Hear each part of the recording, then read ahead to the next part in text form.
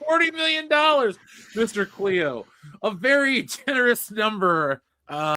Nick, would you like to try to guess a number to counter the great Mr. Cleo? I'm gonna guess 45 million. I'm gonna guess $25 million. Is still too much, but I'm gonna go with $25 million. Gendo, what do you think this is gonna make opening weekend? 30 million. All right. So, folks, join us back here next week. If this movie makes like $9 million, expect a video where I just make fun of it.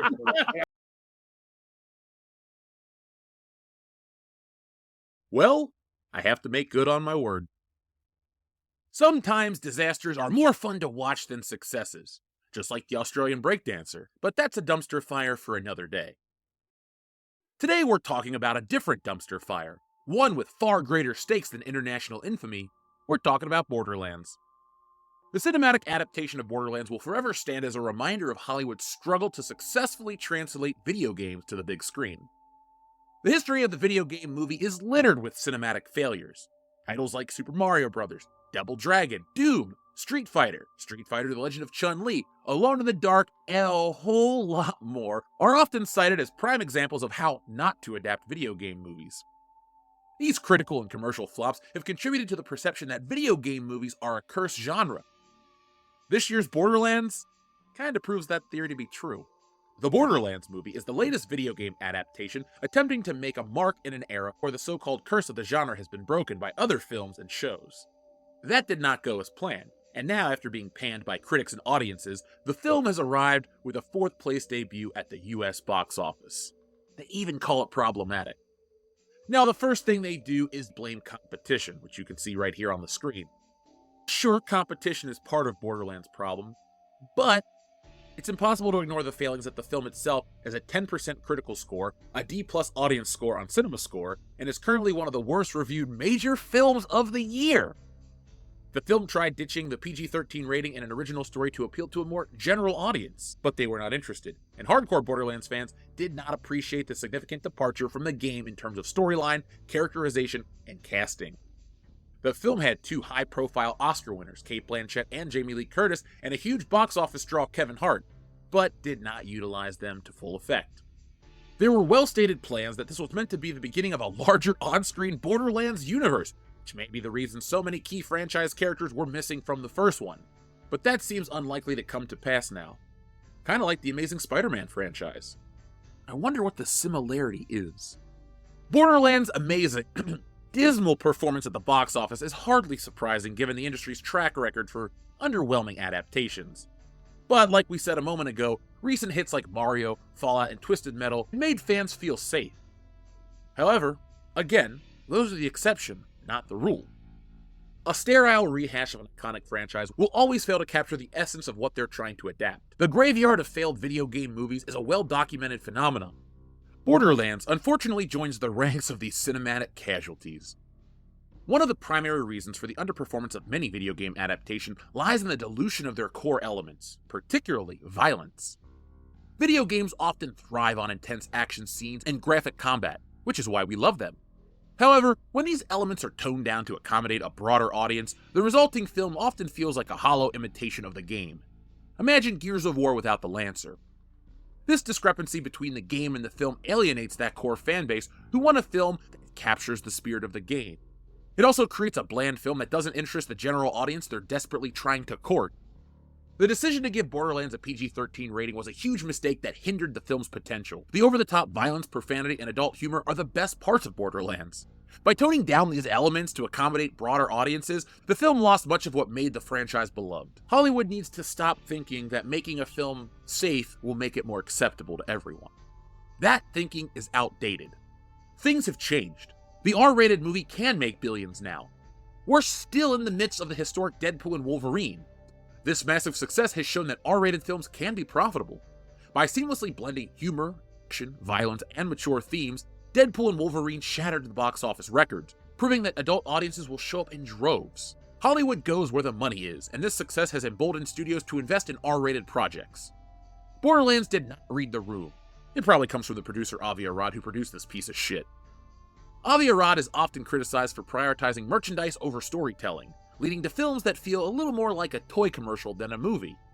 Remember Spider-Man 3 or even the 1994 Spider-Man series itself? Fans have wondered why the Hobgoblin before the Green Goblin. Well, this Knobgoblin is the reason why, because he put merchandise above story. And that's why we had the Hobgoblin and the giant Goblin Glider and all of these toys, because, well, he wanted to sell toys. Additionally, his involvement is usually associated with rushed production schedules and bad creative compromises, resulting in subpar adaptations. See Borderlands. Or don't, actually. Some critics also argue that Avi Arad lacks the understanding of complex characters and storylines, which has led to them being simplified to one-dimensional portrayals. This has me worried because Avi Arad is involved with the Legend of Zelda movie. Now, The Legend of Zelda is a much different beast than Borderlands. Both are successful, both are iconic to some degree, but The Legend of Zelda is one of the granddaddy franchises in video gaming today. When a Zelda game is released, the whole world knows about it. It shuts down. Millions of people go to play it on day one. Avi Arad making a Zelda movie that's terrible, that will kill all video game movies. This renaissance we're in, well, this one man right here may be responsible for killing it all. He hurt the superhero film massively, and now he's hurting the video game film massively. If there's a film to make about NFTs, cryptocurrency, and emojis, well, Avi Arad will probably make that too. Wait a second, they made an emoji movie. Man, Hollywood is lazy. One of the most sad things about Borderlands is the fact that another film, like Deadpool and Wolverine, does Borderlands better than Borderlands. Deadpool and Wolverine has a post-apocalyptic setting, at times. It has over-the-top humor, action, and violence. On top of all that, it's pretty good. People buy violent things. Arad is behind the times. Just look at all the violent anime and manga that sells around the world. Your mileage may vary, but violence is in. Jokes are somehow more damaging, though.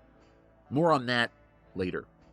As in another video, because I don't have time for that today. The attempt to sanitize any entertainment violence for a general audience is a bad strategy that ultimately harms the product and its potential audience. By watering down the intensity and the impact of Borderlands, the filmmakers created a bland and forgettable product that failed to resonate with either the hardcore audience or the casual moviegoer. Courting a wider demographic often comes at the expense of artistic integrity and the core appeal to the source material. That is the case with Borderlands, which is breaking records for all the wrong reasons. It is a testament to the failure of video games, and somehow Hollywood just can't get it right. Even after the recent success of films like Mario, Borderlands serves as a stark reminder that the industry still has a long way to go in adapting video game movies. By diluting the core elements of the game, such as its over-the-top violence and dark humor, Borderlands alienated both the fans and general audiences. The decision to pursue a PG-13 rating was a huge misstep, especially in an era where R-rated films like Deadpool and Wolverine are making $1 billion. Hell, even last year, Oppenheimer made nearly $1 billion, and it was an R-rated film. The cinematic landscape is evolving, with audiences demanding more authentic and mature content. Films that shy away from pushing boundaries are increasingly at risk of underperforming. As the industry continues to explore the potential of video game adaptations, it's imperative to learn from past mistakes and embrace the unique qualities that make these games so beloved. Instead of trying to adapt video games or things they don't understand, maybe they should master the things they used to understand, like how to make something that people want to watch.